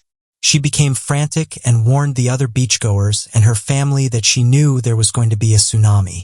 And although people were first hesitant to believe such a small girl, as she became more and more insistent, they reluctantly began taking shelter in the hotel. Sure enough, only moments later the enormous tsunami hit the shore, but none of the roughly 100 people who had been on that particular beach were harmed, thanks to Tilly's quick thinking. The tsunami was a deadly one, caused by the 2004 Indian Ocean earthquake and killed over 200,000 other individuals in 13 countries. However, because of her sharp eyes and quick thinking, those on the beach with Tilly Smith owe their lives to the 10-year-old girl. After the event, Tilly was applauded internationally for her heroism and received the Thomas Gray Special Award of the Marine Society and Sea Cadets from 2nd Sea Lord, Vice Admiral Sir James Bernal Nugent. She was also named as the 2005 Child of the Year by a French magazine for young readers and became the namesake for Asteroid 2002 Tilly Smith. Her story is now incorporated in many teaching materials aimed towards educating young people about the signs of impending natural disasters and how to react when they notice them.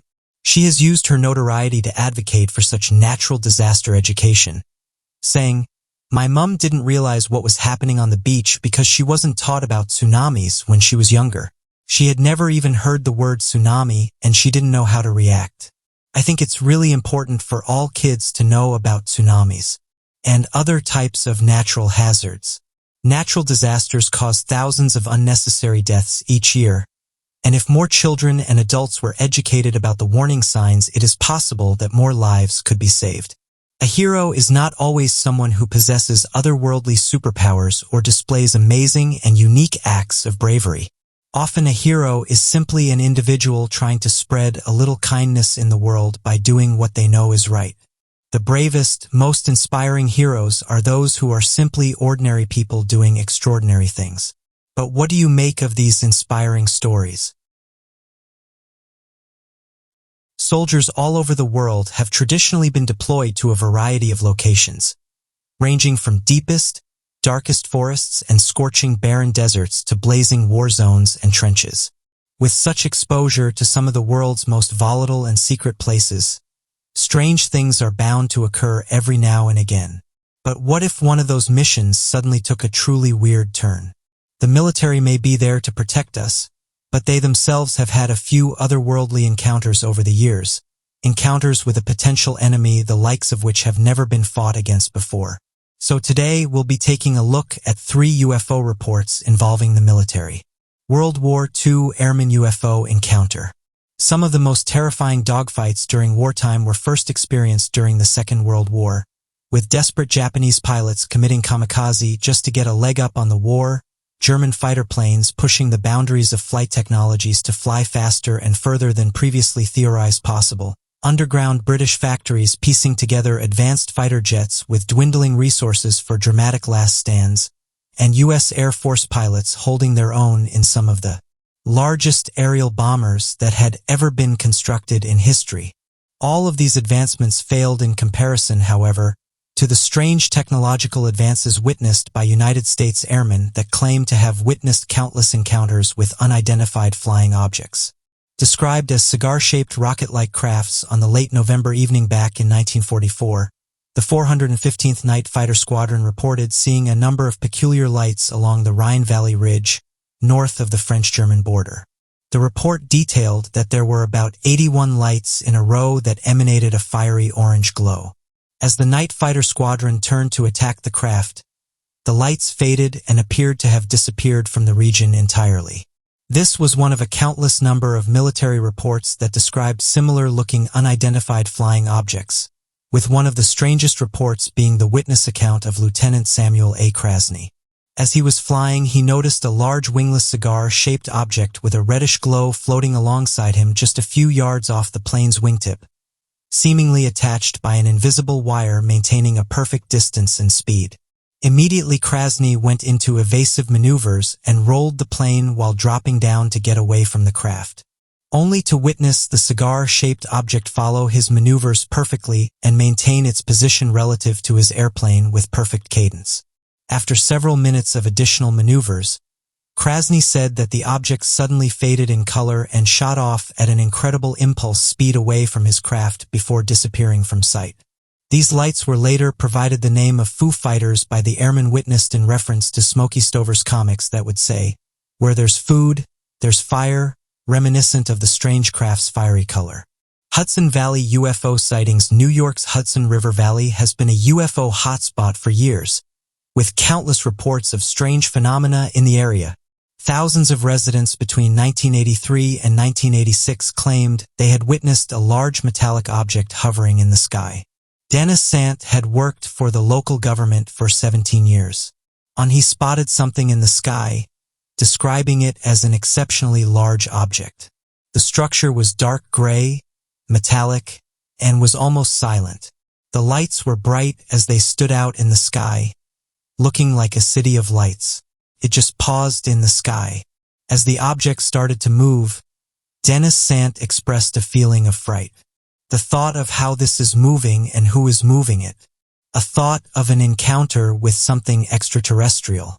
Dennis wasn't the only one witnessing such an extraordinary event, however. Just a few miles away on Interstate 84, traffic came to a standstill as commuters left their vehicles in order to catch a glimpse of the same mystery craft. The phenomena that had occurred that night would return after a week had passed. Officer Andy Sadoff of the Newcastle Police was on routine patrol when he also claimed to have witnessed the craft. He stated, "As I set up doing some routine checks looking for speeding cars, I looked up to the sky and saw a series of lights. At first it looked like a plane quite far away. However, it was very large. The lights were made up of white and green. It approached my vehicle and paused in its tracks and just hovered above." He described a feeling of amazement and awe, a knowing of the object but knowing this wasn't something of Earth. With no noise, no sound, no engine. This object was completely silent.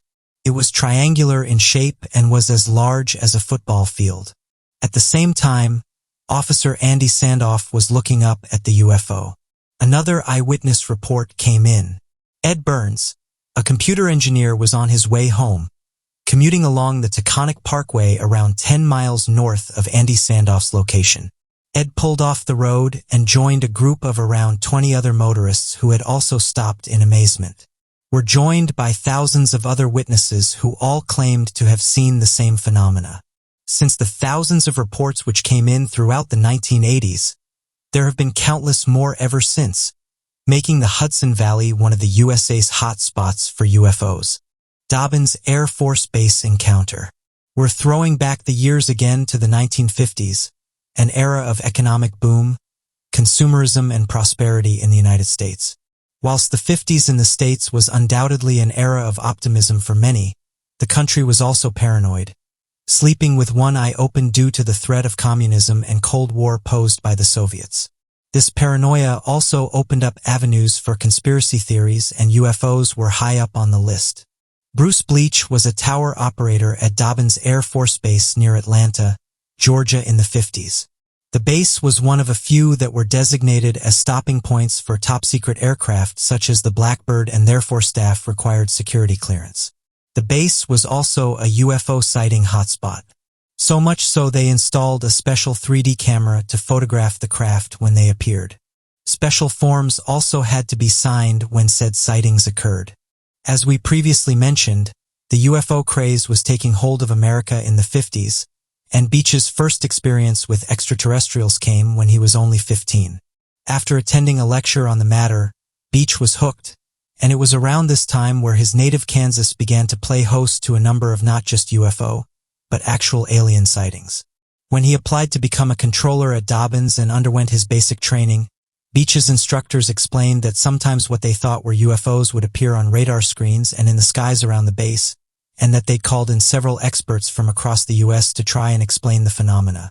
One day, one of Beach's colleagues offered him the chance to see a UFO, claiming that he was a Rosicrucian, somebody who claimed to possess mystical wisdom. Yet, as the colleague had predicted, the night Beach and 20 other employees went to experience the UFOs for themselves, they did so. Beach described them as bright orange lights and noted that 2 fighter jets had been scrambled to pursue the suspected UFOs. Another incident occurred some months later, but this time during the day. A small aircraft that was scheduled to make a routine inspection flight around the base, and upon closer inspection they saw what they believed was another UFO. Beach recalled, in varying light and varying angles one has to sometimes tilt their head to identify the aircraft silhouette and the type of aircraft they are observing. I couldn't see any wings. The UFO sightings didn't end there for Beach and the crew at Dobbins. They occurred again at Dobbins and even in the Arctic when Beach was stationed there for a period of time. These strange, luminous auras in the sky convinced Beach and many others of the existence of UFOs, and he's adamant that they aren't merely just theories. UFOs have been a thing of immense fascination across the world for thousands of years, but Americans were amongst the first to take a continued interest in the phenomena. And when multiple soldiers, those who we trust with keeping us safe, are mind-boggled and ultimately convinced by their own sightings, you can't help but think that there might be something else out there. No matter what your thoughts surrounding these incidents, one thing that can't be ignored is that there are only 2 possible conclusions to make when it comes to repeated UFO sightings, either a truth within the story or false. What do you make of these UFO reports? Egypt is home to some of the most spectacular wonders of both the ancient and natural worlds. From the almost impossible, impressive and awe-inspiring pyramids to the fearsomely beautiful Nile River and the powerful civilizations that rose and fell alongside its banks, Egypt is steeped in ancient beauty and mystery as old as the land itself. The marvels hidden within its lands date back to biblical times and endure to this day as a testament to the ancient and natural world, to the incredible power and technology of the Egyptians that we still don't fully understand. The lost labyrinth of Egypt. The impressive pyramids and massive structures that line the banks of the Nile River have long baffled historians and tourists alike, and we can only guess at how the ancient civilization managed to complete such enormous marvels of engineering. But this puzzlement does not stop at our own time period. Records of visitors professing their astonishment at Egyptian construction date back even thousands of years. In fact, some of these records indicate that at one point there might have been a structure even more impressive than the pyramids to behold. Many ancient visitors to Egypt described an incredibly sprawling temple complex that they referred to as the labyrinth due to its twisting corridors and hallways so intricate that one would only be able to successfully navigate the interior in the company of a knowledgeable guide. This labyrinth was documented in writings beginning and continuing through the 1st century AD by ancient authors, as well as ancient Greek historian Herodotus, who wrote of his experience visiting Egypt. This I have actually seen, a work beyond words, for if anyone put together the buildings of the Greeks and display of their labors, they would seem lesser in both effort and expense to this labyrinth. Even the pyramids are beyond words, and each was equal to many and mighty works of the Greeks. Yet the labyrinth surpasses even the pyramids. The varying accounts, although occurring centuries apart, are all relatively consistent enough to allow us to paint a general picture of what the structure might have looked like. However, none of these accounts indicate whether the passages were maze-like as a deterrent to intruders or as a show of the wealth and power of the Egyptians. The labyrinth was said to contain over 3,000 rooms elaborately decorated with hieroglyphs and paintings of impressive beauty. Generally, descriptions indicate that the structure consisted of 12 complex courts surrounding an elaborate maze at the center, with a roof made out of a single stone slab, a feat almost impossible to imagine even with modern technology and equipment. One aspect that is not agreed upon in the many accounts of this fantastical place is the reason for constructing such an immense project. Among the alleged purposes are a tomb, a temple, a gathering place for religious ceremonies, or simply a testament to Egypt's power and greatness. Although the many independent accounts leave no doubt as to whether such a structure existed, archaeologists have yet to find such a location, despite identifying several potential sites for further excavation. She's found in an Egyptian tomb is at least 3,200 years old. It is no secret that ancient Egyptians were known to produce pyramids and tombs as ways of preserving and housing the deceased, especially for individuals whom they held in high esteem and considered and designated as particularly respectable. Although the first thing that typically comes to mind when someone hears the word tombs is mummies, however, that is not the only finds one will encounter within a tomb. Often alongside with the carefully wrapped deceased corpse or mummy would also be other objects such as food, tools, clothing, jewelry, and even pets. This is due to the fact that it coincided with the beliefs pertaining to the afterlife that ancient Egyptians believed in and propagated. Instead of thinking of once you passed away as a stopping point, in the eyes of ancient was a continuation point. They preferred the belief of an afterlife to which passing away served as a doorway. They believed that the deceased souls would encompass a series of judgments before Osiris, whom they believed to be the god governing the afterlife. The deceased member would have to successfully pass to be awarded a paradise-like afterlife experience. This is also one of the reasons for the infamous magnificent inscriptions and illustrations found alongside the walls of tombs. Tombs were often erected far prior to the person passing away as a preparation for their impending inevitable conclusion on earth. This is precisely why so much thought and effort were placed into the tombs and how they were fashioned. The ancient Egyptians' views of the afterlife seem to have been the very reason why for one particular discovery in Thames' tomb. Dating back to the 13th century BC, Thames was an esteemed official governing in ancient Egyptian society. Due to his high rank and positioning, naturally a tomb was erected in his honor. His tomb was first discovered back in 1885, but ended up being unfortunately lost for 2 centuries due to strong sandstorms that masked the site. However, in 2010, archaeologists were once again reunited with his tomb site, and this time with much better luck as they have managed to do a better job of salvaging their finds. As thrilling as it was to come across Thames' tomb after what was thought to have been a discovery forever lost, there was something else about this tomb that stood out to archaeologists. As archaeologists were dusting sand off the artifacts they had found, they got their hands on one particular jar that appeared to have a great quantity of some type of mysterious residue. After some further analysis conducted to identify what the substance was, the results came back identifying it to be none other than cheese. This was a discovery that shed light into the diets of ancient Egyptians and simply the fact that they too ate and produced cheese as a delectable treat just as many of us of the modern day enjoy as well. The cheese was most likely made from either goat or sheep's milk. In its fresh form, it is predicted to have had somewhat of an acidic tinge taste-wise and a consistency that was soft and mushy and easy to spread. Not only did the analysis conducted on the cheese confirm that it is indeed cheese, but it also pinpointed the presence of a bacteria responsible for an infectious disease called brucellosis.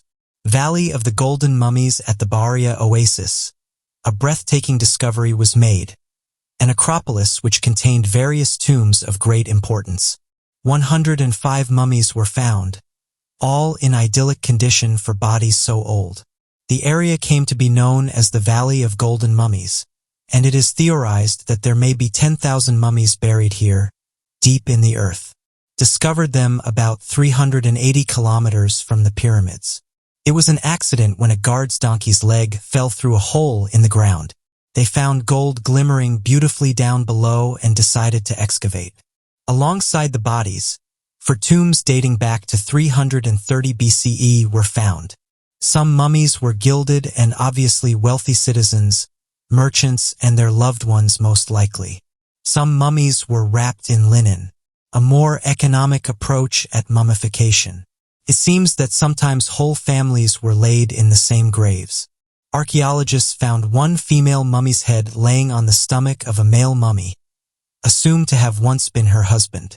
Further artifacts were found, such as gold, jewelry, pottery, coins, bracelets, rings, earrings, and all types of precious metals ranging from silver to bronze to gold and even ivory. The burial site included little clay statuettes of mourners. The point of these was for them to weep for the deceased for eternity and let them never be forgotten. Other statuettes were found of mothers who symbolized fertility. Empty vials were found, and the largest speculation is that these held tears for the loss of life. The tombs lacked any inscriptions. What started off as an accidental discovery of gold turned into an excavation of 105 mummies, which since its initial founding has become 200 mummies. This has revealed an incredible amount about Romanist mummification during this period and the culture of the ancient Roman-influenced Egyptians. All this greatness occurred because a donkey took one wrong step and its leg fell through the sand. The fact that the most grandiose of discoveries are found by complete and utter accident makes one wonder how many more things lay beneath the ground, hidden right underneath our very feet. Buried temples, lost tombs, concealed cemeteries, overflowing with bodies and skeletal remains from the beginnings of humanity. The potential is endless. We can only hope that we will manage to uncover more brilliant historical sites which will reveal to us the secrets of our ancestors. What knowledge did they possess that has since been dispersed by the winds of time? We ever find out? For now, it remains unknown. A mummy wrapped in ancient manuscript. Back in 1848, at the height of demand for ancient Egyptian artifacts on the black market, a Croatian official by the name of Mahalo Beric took a vacation to Alexandria, where he purchased from an Egyptian black market vendor a freshly recovered sarcophagus containing a female mummy to bring back with him as a traveling souvenir.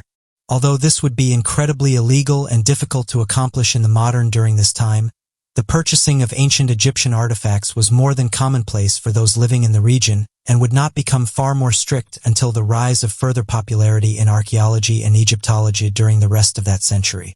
This purchase, however, would remain in private collection until it was donated by its inheritors to the Archaeological Museum of Zagreb back in 1859.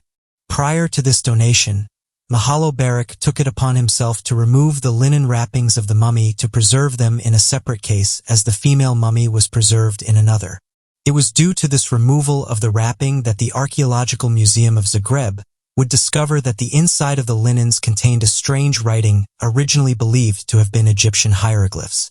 It was not until about 1870 that German Egyptologist Heinrich Bruck would make the discovery that the writing on the linens was a different language altogether, leading them to theorize that it could have been an Arabic translation of the Egyptian Book of the Dead. This led the researchers into contacting an expert of the Coptic language, of whom would later claim that the language was that of Etruscan and was untranslatable. Today, the writings on the linens have been copied down and made into a book known as the Linen Book of Zagreb, which is the longest Etruscan text that has ever been discovered. To this day, no one is entirely sure why the mummy was covered in Etruscan text or what the text could possibly mean. Massive ritual structure in Egypt. One of the strangest and most recent discoveries made in Egypt in the modern day took place on the 20th of September back in 2018. Located in the Heidel Demidash area, a massive ritual structure had been unearthed by a small team of archaeologists that measured out to be roughly 50 feet long and 50 feet wide. The strangeness of the site is compounded by the conflicting number of artifacts located that have led to further speculation as to the structure's day-to-day activities. Pottery with the image of the ancient Egyptian god Bes, the god of music and fertility, have been found all throughout the structure's remains. Although the pottery would not lead to such conflicting theories, the strangeness of the structure comes to fruition after a small adjoined building had been discovered alongside the massive ritual structure that holds a number of priceless Roman artifacts, including a Roman-styled bath used for religious rituals in Rome. Considering the fact that the ritual structure is found just 12 miles outside of Cairo, such a discovery sparks controversy that such a ritual site would find itself conjoined with that of another religious practice. Despite these conflicting discoveries, archaeologists and Egyptologists have theorized that the area used to serve as a place for ancient Egyptians and to perform rituals for the purpose of fertility and ritual cleansing, with two separate areas used to respect religious differences and acceptances. Mystery of the Sphinx. Originally a theory posited by the groundbreaking author Robert Temple, there appears to be overwhelming evidence that the Sphinx we know today was actually an attempt made by a pharaoh of the 4th dynasty to do nothing more than to claim the works of those before him. Evidence for this can be found when analyzing the head-to-body ratio of the large statue. The head on the Sphinx is so small that many had often believed upon first sight that it from a much more massive structure.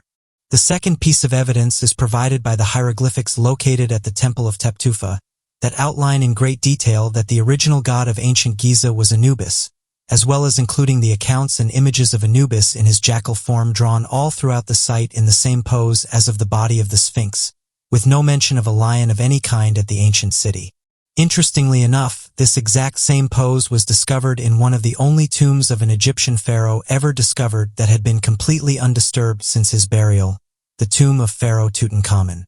Within King Tut's tomb is a shrine to Anubis that demonstrates an exact scale of the Sphinx statue, but with the head of a jackal to represent Anubis, showing in overwhelming evidence that the original statue at the ancient city of Giza was supposed to be that of a jackal-headed Anubis and not that of a lion's body with a human head.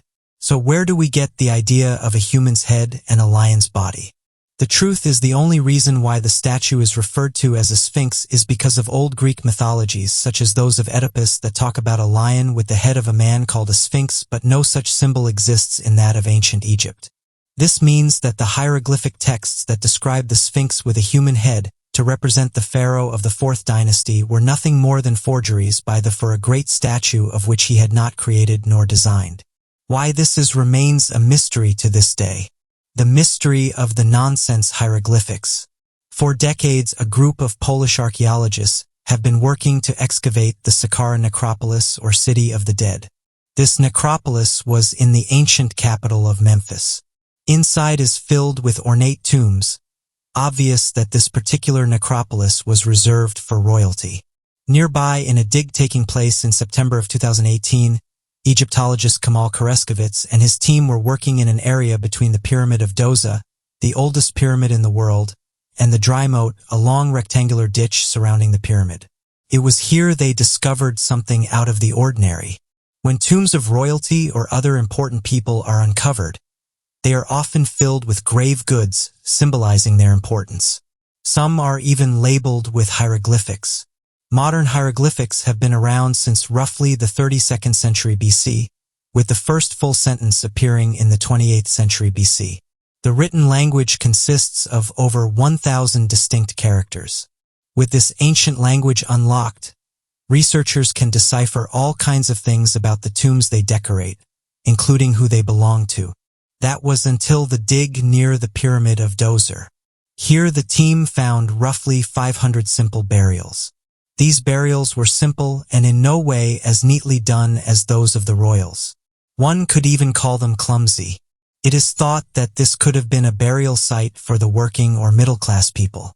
The team went on to say that the embalming was very basic and the bodies were placed directly into pits in the sand or into now much decayed wooden coffins.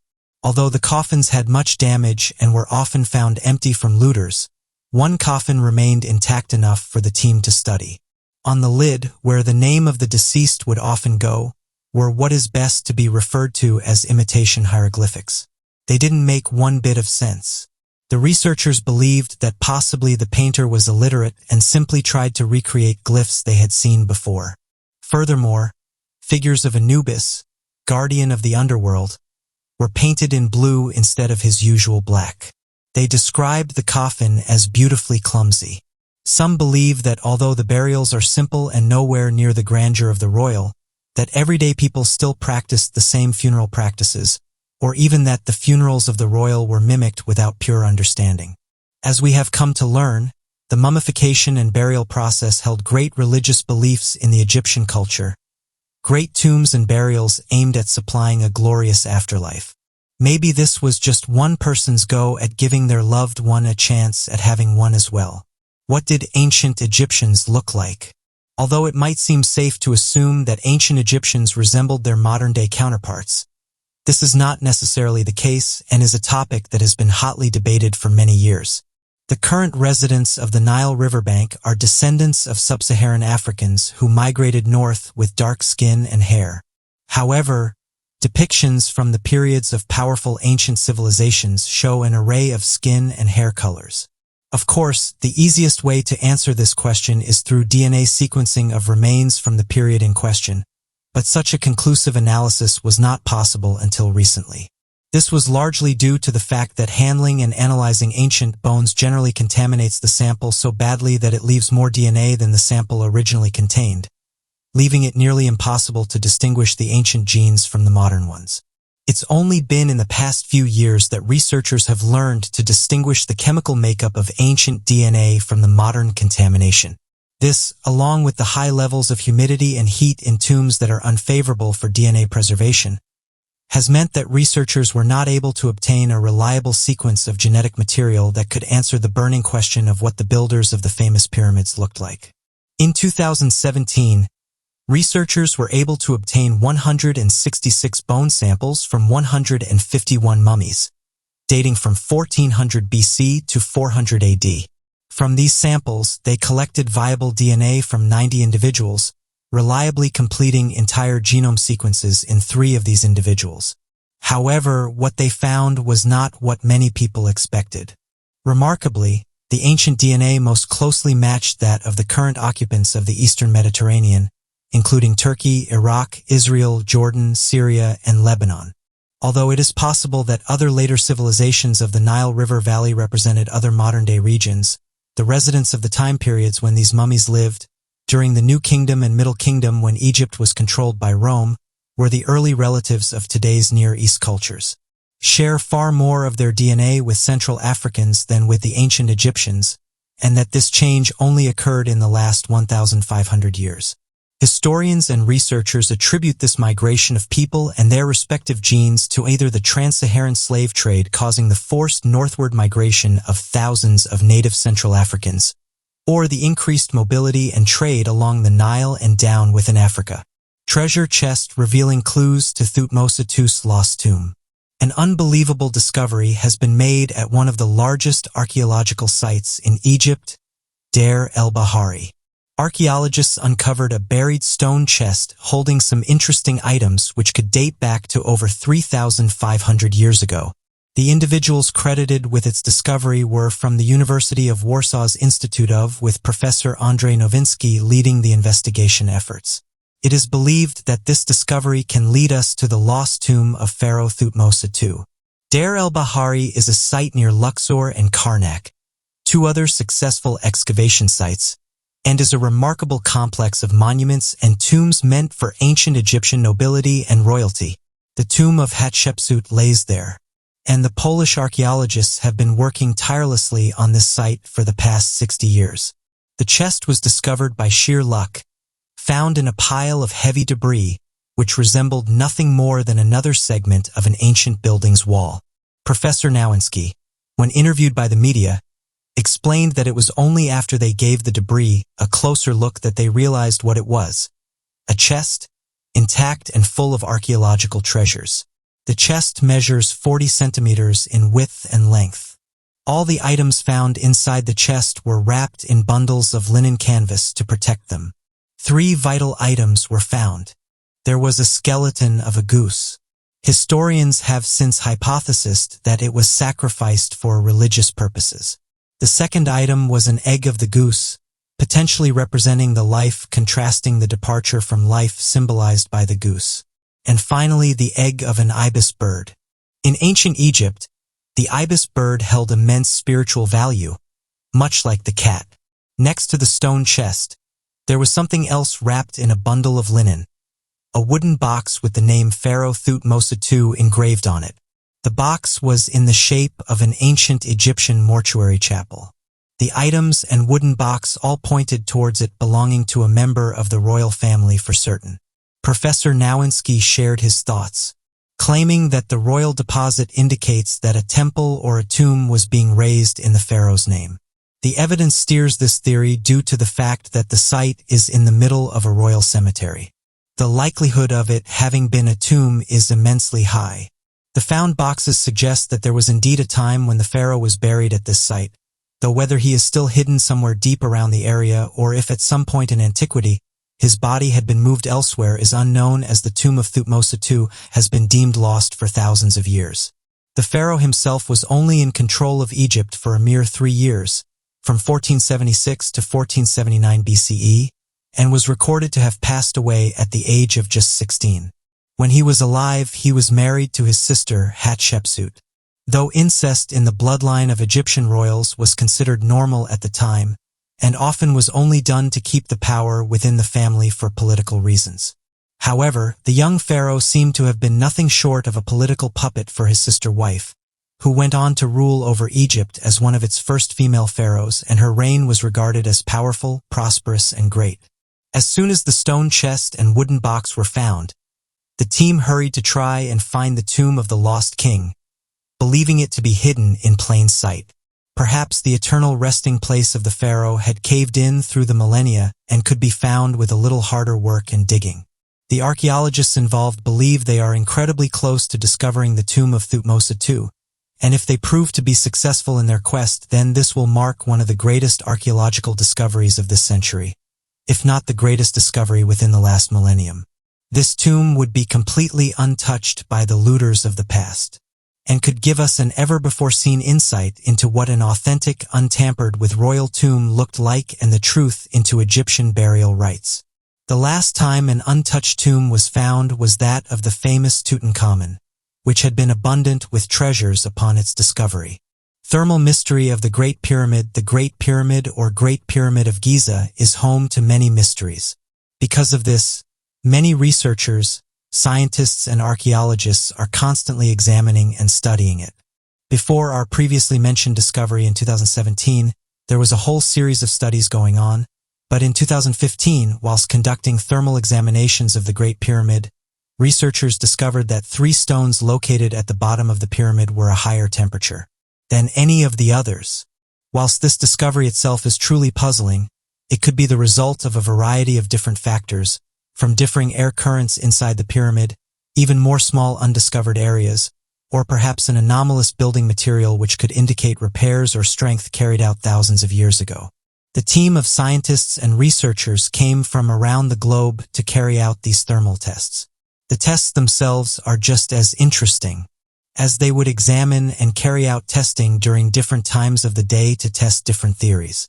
The morning around sunrise was a specific time the researchers would carry out scans whilst the sun was beaming onto the limestone blocks and heating them up. They would then carry out the same scans, but in the evening around sunset once the same limestone blocks were cooling down. They continued these tests until they found the aforementioned anomaly of the 3 limestone blocks in particular, that would display a difference of around 6 degrees compared to the rest of the block, which would at most show a temperature difference of around 0.1 to 0.5 degrees between sunrise and sunset. This difference in temperature is quite puzzling when compared to the minimal difference of the rest. These affected blocks in question were located on the east side of the pyramid. This could well have something to do with why they are anomalies, but for now this remains a mystery. The mysteries and discoveries that we've discussed today really do encompass the world's fascination with the ancient world and the need to understand all its intricacies. The Great Pyramid is always under constant study and research. The pyramid scanning we talked about with the Great Pyramid has also been continued on all the other major ancient pyramids, as unlocking secrets of one could help unlock those of the rest and even help us to understand ancient Egypt as a place even more. Discovery of the unfinished obelisk that taught us so much about how the other obelisks and monuments were made. So this continued effort made to examine, research, and scan the pyramids really is incredible. Another interesting fact to look at is the depiction of the builders of the pyramids in ancient Egyptian hieroglyphics. It's a common fact known amongst Egyptologists that the ruling class of ancient Egypt was often depicted as 2 to 3 times the size of the average, the importance of the figure, and so it was required to depict the ruling class in such a manner. However, others have put forward a different theory which suggests that these depictions were far more accurate than previously known, and the ruling class of Egypt could have been an advanced race of giants. So where does this idea come from? Well, believers in this theory point to the multiple carvings of giant humanoids that appear on ancient artwork.